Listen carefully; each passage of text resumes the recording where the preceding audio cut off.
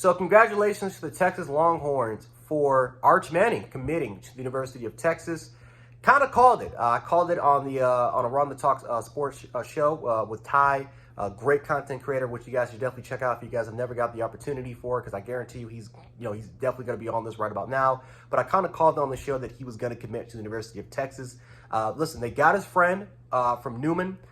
Steve Sarkisian and Arch Manning have developed a great relationship, and not just with Arch Manning, but with the entire Manning family, including including his father. Right, they've had a phenomenal relationship.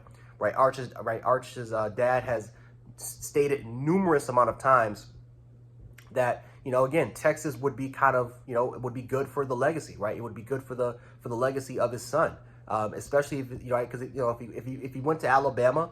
He's not really building anything there. If he went to maybe Georgia, I don't think that he would get the playing time. But if he went to Texas, I think Texas was just the right school for him to potentially build his legacy. So, his dad has kind of talked about it, and now for the most part, we see that for the most part, Archie Manning is going to be committing to the University of Texas. Well, he already has committed to the University of Texas. So this is huge for the program because you got the the former number one overall recruit in Quinn Ewers. He transferred to Texas. And of course, Texas are going to have a lot of huge expectations.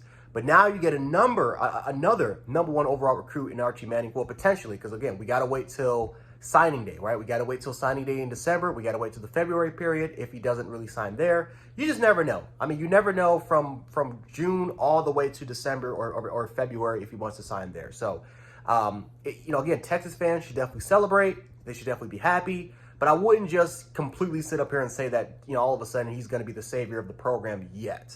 Let's just kind of hold off of that because I know Texas fans are going to go absolutely wild. But this is definitely a win for the culture. This is definitely a win for the program.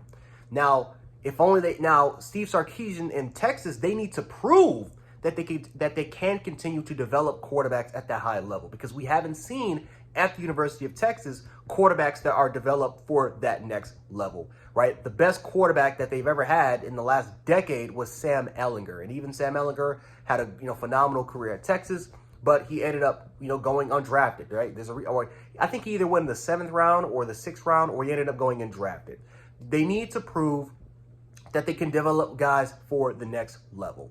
And listen, as much as we've been praising Archie Manning, he's no Trevor Lawrence, right? He doesn't have that generational talent that Trevor Lawrence had, Justin Fields had, or Andrew Luck, or Deshaun Watson. I think that he is, for the most part, he's a phenomenal recruit, but compared to some of the other guys some of the other quarterbacks that I was able to see in this 2023 recruiting class, I think that they're all kind of in the same camp, honestly. I mean, you can make an argument that Nico could have been the number one overall guy.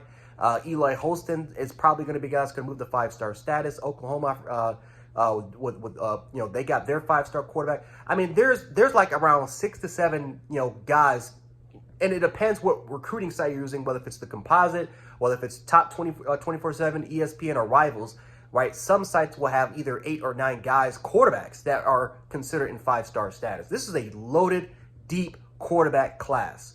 So I kind of feel like Arch is right. He's there. Like, he's up there. I don't think he's a guy that really has separated himself from the rest of the pack compared to the Trevor Lawrences or the Andrew Lucks that we would literally call them generational talents.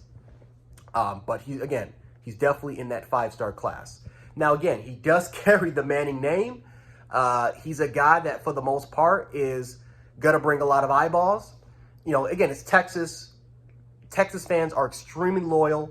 But he's going to bring a lot of eyeballs to the brand. He's going to bring a lot of eyeballs, outside eyeballs, to the University of Texas and following their brand. And the good thing about this is that by the time, if Archie's a junior, and let's say Texas does make that move to the SEC, that's only going to make Texas just that more.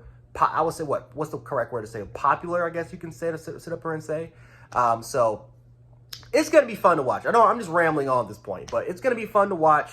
This is a big win for Texas, for now at least. Again, let's see what happens in December and February. Because, again, you never know. You can commit, just like how we saw, for a perfect example, just like how, we see this plenty of times with recruits where they commit, and then all of a sudden the last day they end up going somewhere else. So, Travis Hunter, perfect example of a guy that committed to Florida State, ended up flipping at the last possible second to go into Jackson State. So, You never know what happens in these recruiting engagements, in these recruiting battles, but it should be extremely fun to watch. But once again, until then, congratulations to Texas. You guys absolutely deserve this. And again, we'll see what happens for the future. But anyway, Jan Sports, and I'll catch you guys on the next one.